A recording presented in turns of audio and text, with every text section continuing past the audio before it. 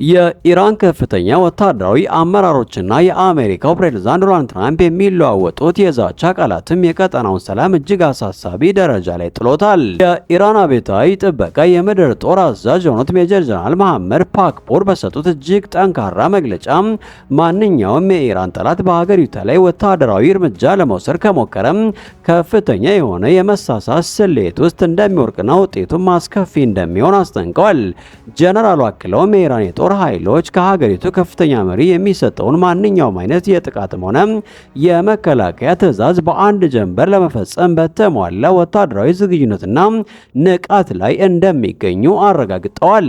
የአሜሪካው ፕሬዝዳንት ዶናልድ ትራምፕ ዋሽንግተን ግዙፍና ዘመናዊ የጦር መርከቦች ስብስብ ወደ ኢራን የባህር ዳርቻና ወደ ስትራቴጂካዊው የፐርሺያ ባህረ ሰላጤ ቀጠና እያሰማራች መሆኑን በይፋ አረጋግጠዋል። ትራምፕ ምንም እንኳ አሜሪካ ከኢራን ጋር ወደ ቀጥተኛ ወታደራዊ ግጭት መግባት እንደማትፈልግና ሁኔታው በሰላማዊ መንገድ እንዲፈታ ተስፋ እንደምታደርግ ቢገልጸውም የአሜሪካ ጦር ግን ሁኔታውን በቅርበት እየተከታተልና ለማንኛውም እርምጃ ዝግጁ መሆኑን በአጽንኦት ተናግረዋል። ይህ በሁለቱ ኃይሎች መካከል ያለው የጦርነት ነጋሪት እየተጎሰመ ያለው በኢራን ውስጥ የተቀሰቀሰውን መጠነ ሰፊ ተቃውሞ፣ የእርስ በርስ ግርግርና ደም አፋሳሽ ግጭቶችን ተከትሎ ነው። የኢራን መንግስት በሀገሪቱ ውስጥ ለተፈጠረው አለመረጋጋትና ለደረሰው ውድመቶች ዋነኛ ተጠያቂዎቹ አሜሪካና እስራኤል ናቸው ሲሉ በይፋ የወቀሱ ሲሆን በጸጥታ ኃይሎችና በተቃዋሚዎች መካከል በተፈጠረ ግጭት ከ3000 በላይ ሰዎች ሕይወታቸውን ማጣታቸውን ገልጸዋል። ኢራን ይህንን ክስተት በውጭ ኃይሎች የተቀነባበረና ሙሉ በሙሉ ጭፍጨፋ የተፈጸመበት አሰቃቂ ድርጊት ስትል የጠራቸው ሲሆን ይህ የውስጥ አለመረጋጋት አሁን ወደ ዓለም አቀፍ ወታደራዊ ፍጥጫ ተቀይሯል። በአሁኑ ሰዓት የአሜሪካ የጦር መርከቦች ወደ ኢራን ግዛት እየተቃረቡ መምጣቱና የኢራን ጦር በከፍተኛ ንቃት ትዕዛዝ መጠባበቁ በቀጣዮቹ ጥቂት ቀናት ውስጥ በቀጠናው ላይ ሊከሰት የሚችለውን ማንኛውም አጋጣሚ እጅግ አደገኛና ያልተገመተ ያደርገዋል። ይህ ፍጥጫ ወደ ለየለት ጦርነት ያመራል ወይስ? የ2026 የዓለም ፖለቲካዊ ካርታ በአሁኑ ወቅት በእሳት እየነደደ ይገኛል። የኢራን እስላማዊ ሪፐብሊክ በታሪኳ አይታው የማታውቀው እጅግ አስከፊ ቀውስ ውስጥ መግባቷ የተነገረ ነው። በአንድ በኩል በሀገር ውስጥ የተቀሰቀሰው ህዝባዊ አብዮት የስርዓቱን መሰረት እያናጋ ሲሆን፣ በሌላ በኩል ደግሞ ከአሜሪካ ጋር የገባችው ወታደራዊ ፍጥጫ ዓለምን ወደ ሶስተኛው የዓለም ጦርነት ሊገፋው እንደሚችል እየተነገረ ነው። ፕሬዝዳንት ዶናልድ ትራምፕ አርማንዳ የተሰኘ ግዙፍ የጦር መርከብ ስብስብ ወደ ኢራን ጠረፍ እያስጠጉ ባለበት በዚህ ሰዓት ቴህራን ደግሞ የአሜሪካን ዋና ከተማ መምታት የሚችል ሚሳኤል መሞከሯን እያሳየች ነው። ይህ የዛሬው የሰበር ዜና ትንታኔያችን በዝርዝር የሚመለከት ይሆናል። ከዳቮስ የዓለም ኢኮኖሚ ፎረም የተመለሱት ፕሬዝዳንት ዶናልድ ትራምፕ የአሜሪካ የባህር ኃይል ታላቅ የተባለውን አርማንዳ ወደ ኢራን አቅጣጫ ማዝመቱን በይፋ አረጋግጠዋል። ዩኤስኤስ አብርሃም ሊንከን የተሰኘው ግዙፍ የጦር አውሮፕላን ተሸካሚ መርከብና በርካታ የሚሳኤል አውዳሚ መርከቦች ወደ ፋርስ ባህረ ሰላጤ እየተጓዙ ነው። ትራምፕ ለቴህራን ያስተላለፉት መልእክት ግልጽ ነው። ተቃዋሚዎቹን መግደል ካላቆማችሁና የኒኩሌር ማበልጸጊያ ጣቢያችሁን ዳግም ካነቃቃቸው ከዚህ ቀደም አይታችሁት የማታውቁት ከባድ ጥቃት ይፈጸምባቸዋል። ነገር ግን ዓለምን እጅግ ያስደነገጠው ዜና የመጣው ከኢራን የሚሳኤል ሙከራ ነው። ጥር 1926 የኢራን መንግስት የመጀመሪያውን አህጉር አቋራጭ ባሊስቲክ ሚሳኤል አይሲቢኤም በስኬት መሞከሩን አስታውቋል። ይህ ሚሳኤል 10000 ኪሎ ሜትር ርቀት የመጓዝ አቅም ያለው ሲሆን ሙከራ የተደረገው በሩሲያ ፈቃድ ወደ ሳይቤሪያ አቅጣጫ መሆኑ ተገልጿል። ይህ ማለት ምን ማለት ነው? ይህ ሚሳኤል ከኢራን ተነስቶ ኒውዮርክን፣ ዋሽንግተን ዲሲና መላውን የአሜሪካ ምስራቃዊ ጠረፍ መምታት ይችላል ማለት ነው። የኢራን ስትራቴጂስቶች ይህንን ሚሳኤል የመጨረሻው የመከላከያ ጋሻ ብለውታል።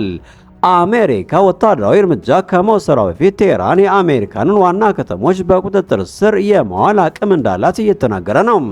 ይህ በእንዲህ እንዳለ በኢራንና በዩክሬን መካከል ያለው ግንኙነት ወደ ከፋ ጠብ አምርቷል።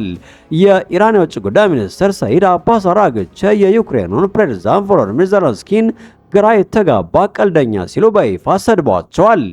አራግቼ አክለውም ዜሌንስኪ በምዕራባውያን ደጅ የልመና ጎድጓዳሳን ይዞ እየዞረ ነው በማለት አሽሟጠዋል።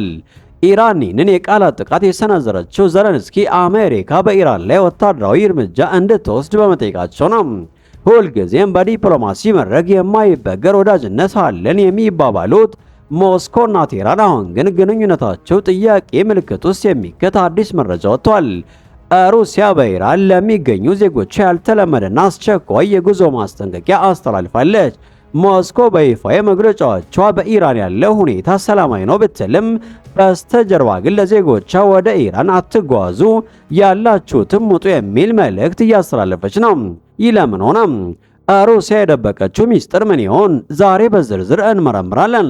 የሩሲያው የውጭ ጉዳይ ሚኒስትር ባወጣው መመሪያ የሩሲያ ዜጎች ወደ ኢራን የሚያደርጉትን ማንኛውም አይነት ጉዞ ለጉዞው እንዲያስተላልፉ እንዲሁም በሀገሪቱ ውስጥ የሚገኙ ዜጎቿ ከፍተኛ ጥንቃቄ እንዲያደርጉ አሳስበዋል። ይህ ውሳኔ ያልተለመደ የሚያሰኘው ሩሲያና ኢራን በቅርብ ወራት ውስጥ ወታደራዊና ኢኮኖሚያዊ ትብብራቸውን አጠናክረው በነበረበት ወቅት መምጣት ነው። ሞስኮ በቴህራን ጎዳናዎች ላይ ያለው ሁኔታ የተረጋጋ መሆኑን በይፋ እየተናገረች በተግባር ግን ዜጎቿን ከሀገሪቱ እንዲርቁ መምከሯ በዲፕሎማቶች ዘንድ ትልቅ መነጋገሪያ ሆኗል። ይህ ማስጠንቀቂያ የመጣው ኢራን በከፍተኛ የውስጥ ውጥረት ውስጥ ባለችበት ወቅት ነው። በሀገሪቱ ውስጥ ያለው ህዝባዊ ተቃውሞና አለመረጋጋት አሁንም ድረስ ጋብ አላለም። ከዚህ በተጨማሪ የኢራን ኢኮኖሚ በምዕራባውያን ማዕቀብ ምክንያት ክፉኛ ተመቷል።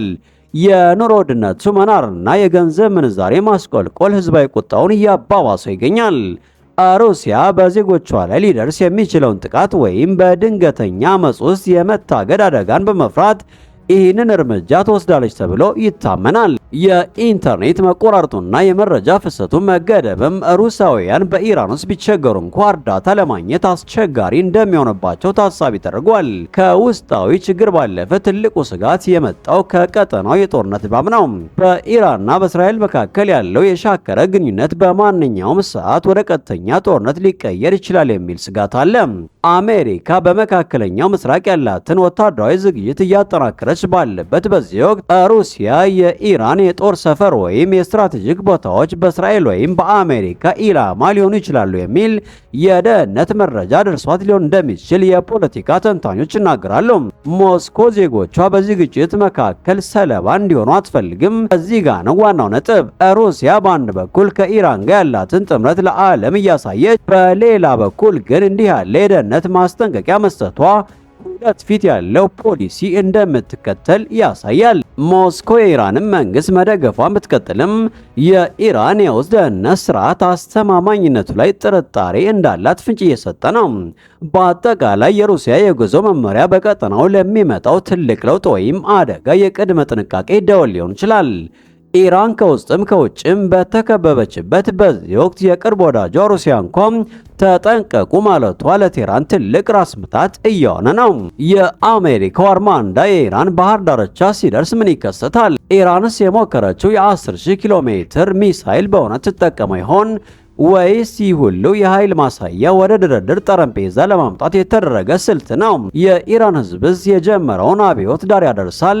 ውድ ተመልካቾቻችን እናንተስ በዚህ አስፈሪ ሁኔታ ላይ ምን ትላላችሁ? ጦርነት ይነሳል ወይስ በዲፕሎማሲ ይፈታል? ሐሳባችሁን በኮሜንት መስጫው ላይ አጋሩን።